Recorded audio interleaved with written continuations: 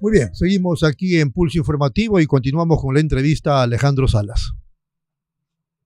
Vizcarra compra unos lotes de terreno en zona rural, después han hecho todo el campo de la habilitación para que sea habilitación urbana, tratan de cuestionar el hecho de por qué se compró a tan bajo precio desde el año 1998, habría que ver cuáles eran los valores arancelarios, las tasaciones de esos inmuebles, sabemos y por supuesto que el inmueble y los inmuebles son activos que cada año van subiendo, o sea, el activo no pierde valor.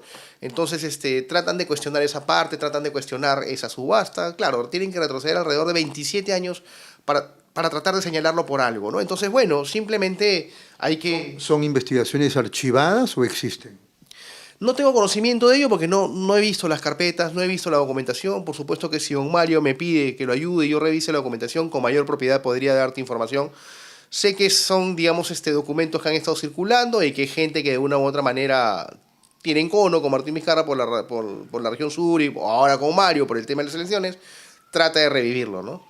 Ahora, sin duda, para ir terminando la entrevista, doctor Salas, sin duda esta situación, este contexto legal, aun cuando es primera instancia, y como dice usted, Vizcarra todavía goza de la presunción de inocencia, aun con todo eso, si se revisan algunos sondeos o algunas encuestas, la tendencia va a ser de freno o de baja en el caso de la candidatura de Mario Vizcarra. Yo creo que no, yo creo que el fenómeno electoral normalmente nos marca una pauta de lo que se denomina el voto duro. Yo creo que quienes creen en Martín Vizcarra, los vizcarristas a nivel nacional, lo que van a establecer es un voto duro, es un voto que no se va a mover. Y por supuesto que Mario Vizcarra va a representar ese voto. Ahora, lo que nos queda a nosotros, más allá del voto duro, es, por supuesto, convencer al resto de la población de que no podemos vivir en un país donde prime el abuso de poder. Involucrado, por supuesto, al campo de la justicia, involucrado al campo político, involucrado al manejo que hace el Congreso de la República y otros factores más que se dan, que seguramente Perú Primero va a saber levantar esa bandera. Así que nosotros miramos la campaña con optimismo, sabemos que Mario va a dar la talla cuando corresponda ya empezar a salir al debate público y estamos a expensas de que sea un proceso electoral justo, objetivo y vamos a ser vigilantes de ello, ¿no? Pero si se han atrevido a eso, siendo desde el punto de vista de ustedes Vizcarra inocente, ¿a qué más se podrían atrever? No, vamos a atrevernos a poder exponer y mostrarle al país un plan de gobierno absolutamente sólido. No, me refiero a quienes estarían detrás de esta supuesta persecución contra Martín Vizcarra. Si han hecho lo que han hecho desde el punto de vista de ustedes, ¿a qué más se podrían atrever? Bueno, a tomar el Jurado Nacional de Elecciones, a tomar la OMP y a marcar un fraude electoral para poner al candidato que el sistema elija, ¿no? El sistema de ellos elija, ¿no? O sea, por eso hay que estar vigilantes. Entonces, ¿por qué participan? Porque justamente hay que dar batalla desde la cancha. Yo no podría hablar de fraude si no participo en el proceso electoral. Tenemos que estar adentro, tenemos que mirarlo. Y por supuesto, como actores del proceso electoral vamos a tener la propiedad de poder señalar y denunciar cualquier tipo de atropello que se quiera hacer con el voto ciudadano. Hay quienes sostienen también que si Mario Vizcarra no gana, va a tener varios años preso Martín Vizcarra. Mira, Martín Vizcarra, para nosotros, su proceso, penal, recién ha comenzado con la sentencia. Viene todo un campo de acción vinculado a la apelación. Después de la apelación seguramente caberán recursos extraordinarios a nivel de la Corte Suprema, recursos de nulidad, recursos de casación. Luego de ello, por supuesto, quedará un camino de la justicia supranacional. Lo que sí sabemos es que nuestro país necesita mucho más democracia, necesita ser mucho más democrático. Y el día que nuestra justicia sea realmente democrática, va a poder evaluar casos como el de Martín Vizcarra con objetividad. Termino con estas dos. ¿El caso de Ollanta Humala es parecido? Porque a él también entiendo que en primera instancia lo meten preso. Sí, claro. En realidad, y ya hay un habeas corpus que sale fundado a favor, que reconocen el error, pero dicen, bueno, como ya estás ahí, ya pues ya no te voy a sacar ahorita. No, pues no se trata de eso. Si vulneras el derecho de una persona, el derecho tan importante como es el derecho a la libertad, que es el segundo derecho más importante después del derecho a la vida, no puedes pues ponerle... Estamos en campaña política, pues necesitan tener encerrados a los actores que puedan hablar en contra del establishment. Y lo último. Bien, seguimos en Pulso Informativo. Vamos a empezar, digamos, en esta mesa de trabajo haciendo una entrevista en vivo. Vamos a conversar con Carlos Magno Salcedo, candidato a diputado por Ahora Nación. Pero previamente quería hacerme eco de una información que publicó Graciela Villasís del Comercio, se ha confirmado la salida de Máximo Gallo, hasta hace unas horas director de formalización minera del Ministerio de Energía y Minas y responsable de la exclusión de 50.000 mineros del Reinfo que no cumplían requisitos mínimos, realizaban actividades extractivas en zonas prohibidas y dificultaban acciones de fiscalización. Según fuentes del territorio tomado, el Ministerio de Energía y Minas, hoy en manos de los niños de Acción Popular, exigió como cuota de poder ese ministerio para apoyar al gobierno de José Gerí. El negociazo está en la contratación millonaria de una empresa privada en cada región para formalizar a la mala a los más de 31.000 mineros del Reinfo que no se han formalizado hace más de una década. El hombre, según Villasís del Comercio, detrás de esa movida peligrosa es el congresista Ilich López de La Lampa, o sea, de Acción Popular. Y ahí ustedes están viendo la resolución ministerial que efectivamente establece que se da por concluida la designación de Máximo Rodolfo Gallo Quintana en el puesto de director general de la Dirección General de Formalización Minera del Ministerio de Energía y Minas. Una evidencia más, esto no solamente, digamos, es un tema que ocurría con Dina Boluarte, sino también con este gobierno de José Gerí, una evidencia más de cómo lamentablemente los poderes económicos no tan santos y legales están detrás de mucha gente en el Estado.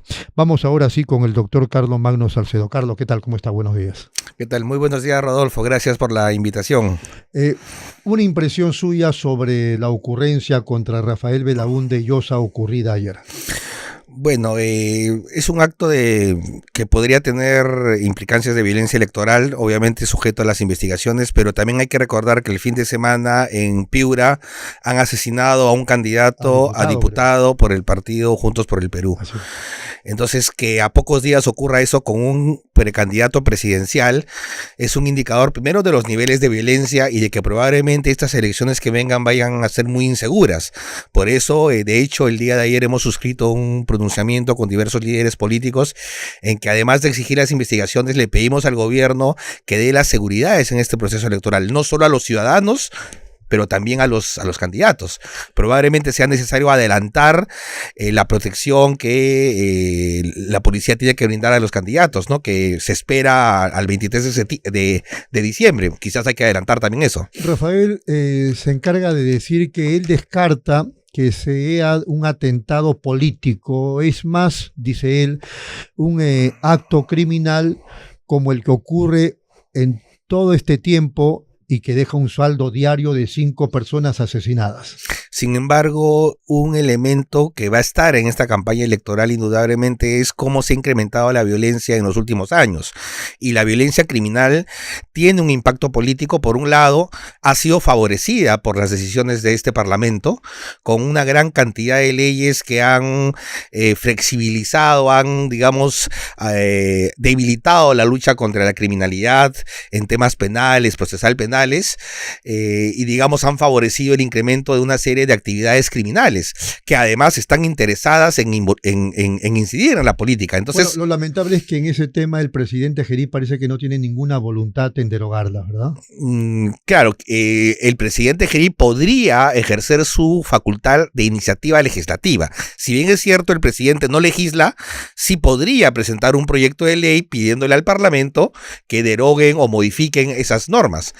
Ciertamente, si no se aborda eso, no se va mínimamente pronunciarse. Yo estoy en contra de esto. Efectivamente, hay suficiente razón para derogar por lo menos alguna de ellas. No, y es notable de que la cuestión de la inseguridad no ha mejorado en absoluto. Los estados de emergencia que se han declarado no han servido para nada y mucho del activismo que tuvo en los primeros días de ir a las cárceles, hacer operativos, cuando ni siquiera tenía un consejo de ministros, eran básicamente una actuación, un teatro, pero que no tiene mayor impacto, ¿no? Bueno, frente a ese contexto, la pregunta es, ¿resulta complicado? ¿No tienen la voluntad para hacerlo? los candidatos que se están presentando para las elecciones de abril tienen la fórmula? A ver, yo creo que hay que hacer una línea divisoria muy clara, ¿no?